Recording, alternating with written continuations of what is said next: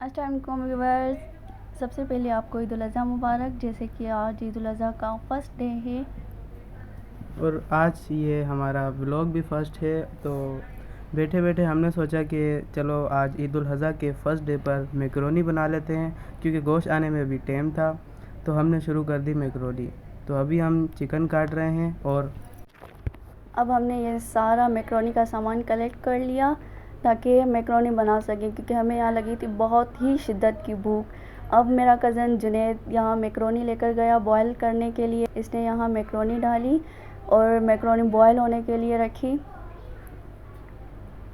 अब जब तक मैकरोनी बॉयल हो हम इसका वेट करेंगे। तो मैंने सोचा चलो जब तक चाय पी जाए, तो हमने दूध ले आए और चाय की तैयारी करना शुरू कर दी जब तक हमारी मैकरोनी बॉयल हो रही है।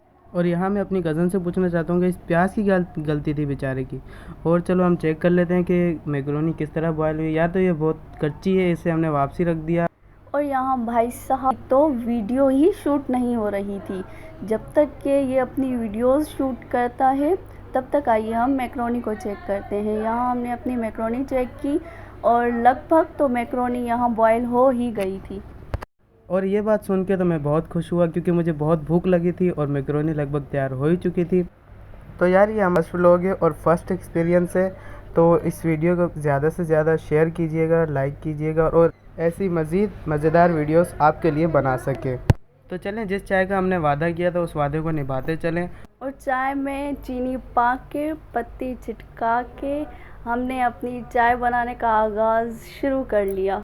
तो चलें, जब तक ये अपनी पत्तियाँ छिटका ले तो मैंने सोचा बचा हुआ वेजिटेबल जाके फ्रीज़र कर दिया जाए। तो मैं चला फ्रिज की ओर और मैंने ये जो बचा हुआ वेजिटेबल था ये मैंने अपना फ्रीज़र में रख दिया।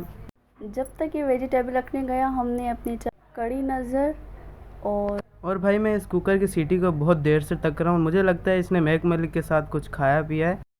तो चले हम यहाँ मैकरोनी को वॉश कर लेते हैं। मैकरोनी को वॉश करने के बाद हम इस पे लगा देते हैं oil, cooking oil. Cooking oil लगाने के बाद इसे हम थोड़ी देर के लिए रख लेंगे। और यहाँ भी ये बंदा नहीं मान रहा। तो चलें अब जुनैद से सफाई करवा लेते हैं। ये आ रहा था बड़े एटीट्यूड में, फुल एटीट्यूड में अंदर से। मैंने इसे वाइपर थमा दिया और मैंने इसे कहा कि यहाँ जो पानी गिरा हुआ है सारा समेटो। जब तक वहाँ सफाई हो रही थी मैंने कहा कि हम अपनी चाय देख लेते हैं। चाय अभी गिरने ही वाली थी, ये तो हम टाइम पर पहुँच ही गए। तो यहाँ मैंने चाय संभाल ली और यहाँ मैं सफाई चेक करने आ ही रही थी भाई साहब। और आप इसके शशके चेक करें, ऐसे भी भला कोई सफाई करता है? यही कर सकता है, इसके अलावा ऐसे काम कोई भी नहीं कर सकता। तो यहाँ मुझे लग रही थी बहुत तेज़ गर्मी, तो मैंने सोचा क्यों ना जाके पंखे के नीचे बैठ लिया जाए। और मैं जाके पंखे के नीचे बैठ गई। जैसे आप देख सकते हैं मैंने दो पंखे चलवा लिए गर्मी की वजह से। और यहाँ जुनैद, जैसे कि आपको इसकी झलक नज़र आई होगी, मैं यहाँ गर्मी से परेशान बैठी थी और यहाँ इस भाई की वाइपर के साथ ही शायरी शुरू। हर रंग जच जाता है हम पर, हम सांवले लोग भला के हंसी दिखते हैं।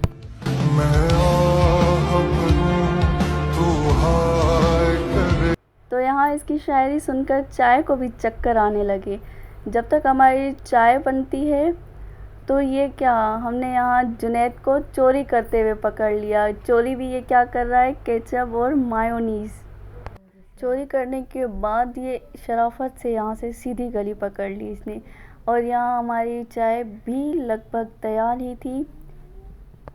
तो चलें, ये हमने निकाली ट्रे और ये आ गए कप और हमने चाय भी निकाल ली है। और चाय के मुंतज़रों को हम चाय पहुंचा देते हैं। तो चलें चाय पहुंचाएं पहले, उसके बाद दूसरा काम करेंगे। यहाँ जैसे हमारी चाय उतरी वैसे चढ़ा हमारी मम्मा का तवा और मम्मा ने हमें कबाब बना के खिलाए। और जैसे कबाबों की खुशबू उठी और वैसे ही हमारी भूख में इजाफा हुआ, तो हमने देर न लगा और कबाबों को तोड़ फोड़ कर हमने अपनी भूख का शिकार बना लिया। और देखें, हमने जब ये टेस्ट किया कबाब तो बहुत ही बेहतरीन कबाब बना था और ये कबाब बहुत ही अच्छा बना था। हमने जब टेस्ट किया तो बहुत ही अच्छा लगा हमें। और ये मेरी कज़न को भी बहुत ही अच्छा लगने वाला है, क्योंकि जब ये खाएगी तो ये भी कहेगी कि क्या बात है। और जैसा कि आपको जुनैद ने बताया कि कबाब बहुत ही ज़्यादा मज़ेदार थे, वैसे ही सच में बहुत ही ज़्यादा मज़ेदार थे। यार कबाब खाने के बाद ट्रे मेरे हाथ में थमा दी गई और कहा गया जाकर धो, और जो बकाया बर्तन भी पड़े वो धो। तो मैं रोते हुए गया और मैंने ट्रे को यूं गुस्से में फेंका। यहाँ मैंने इसे बर्तन धोने से मना कर लिया और यहाँ मैक्रोनी का सारा सामान हमने इकट्ठा करके रख लिया। मैंने चिकन को वॉश किया और उसके बाद मैंने मैक्रोनी को साइड में रखा। सारा सामान हमने इकट्ठा करके रख लिया। तब तक मैंने सोचा कि क्यों ना लगे हाथ बर्तन भी धो दिए जाएं। यहाँ हमने चूल्हे पे रखी कढ़ाई, उसमें डाला कुकिंग ऑयल। जब तक हमारा कुकिंग ऑयल गर्म हो, इसमें हमने डाला ऑनियन। घर के मसाले इकट्ठे किए, हमने इनको हिलाया जब तक हमारे ऑनियन ब्राउन हो।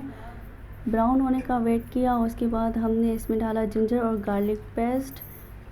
जिंजर और गार्लिक का डालने के बाद हमने इसे अच्छी तरह मिक्स किया। मिक्स करने के बाद हमने जो किचन के मसाले हैं वो सारे एक बाउल में डाले। उसके बाद वेजिटेबल्स डाली।